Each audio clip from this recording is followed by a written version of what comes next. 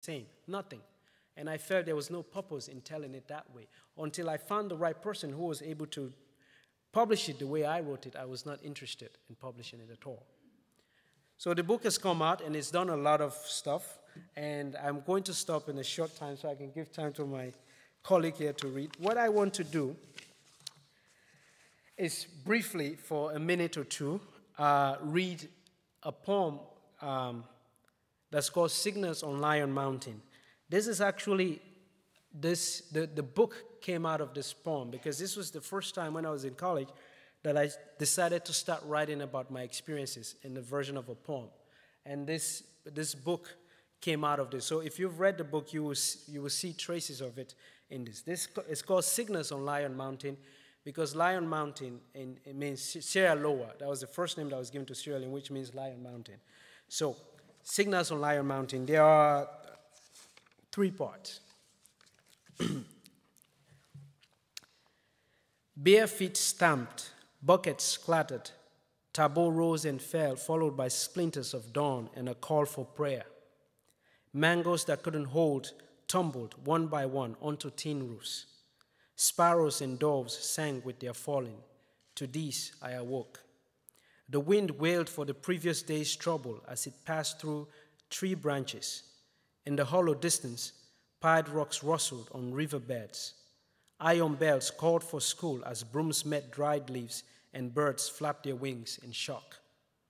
An elder cleared his throat, and we the young knew what time it was. Firewood crackled to signal sunrise. The sun rays penetrated cracks of houses and gave warmth to the old, chasing out the chill morning air. Noises of nestling birds faded away, and the haze of whispers behind chipped wooden desks arose. Limestone chalks quick words that we recited at the command of a whip. Whistling competitions with friends, imitating birds that instructed their young on flying.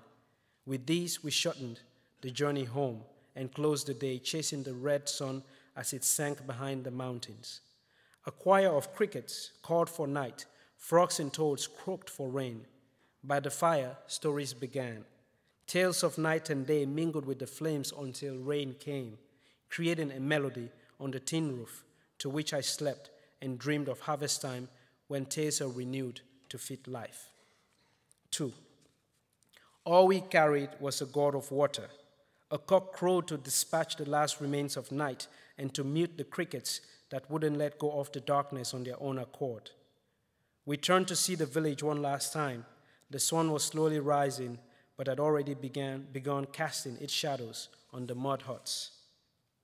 The drums from the previous night still echoed in our heads, yet we refused to be happy. It was easier to be sad. At the edge of the village, the old waited to be warmed by the morning sun. The sun refused to shine gradually, as it did before. It became bright the minute it surfaced from behind the clouds, its golden rays darkening our eyes. All we carried was a gourd of water. At night, it felt like we walked with the moon. It followed us under thick clouds and waited at the end of dark forest paths. It would disappear with sunrise, but would return again, hovering on our path the next night. Its brightness became dull as nights passed. Some nights, the sky wept stars that headed our direction, but they disappeared before our wishes could meet them. Once under these stars and sky, we used to hear stories. Now it seemed the sky was telling us a story with its stars. They fell violently, colliding with each other, and the moon bowed its head in shame. 3. Memories linger on Lion Mountain. They are of those gone but still want to be here. The breeze whisper their desires for their breathless presence to be felt. Their names are written in strokes of lightning that leave the sky ashamed to smile. It turns vibrant red, shunning its blue. On Lion Mountain, the dead unendingly try to mingle with the living. Stones do not roll. They stagger behind the living, carrying with them memories of the lifeless.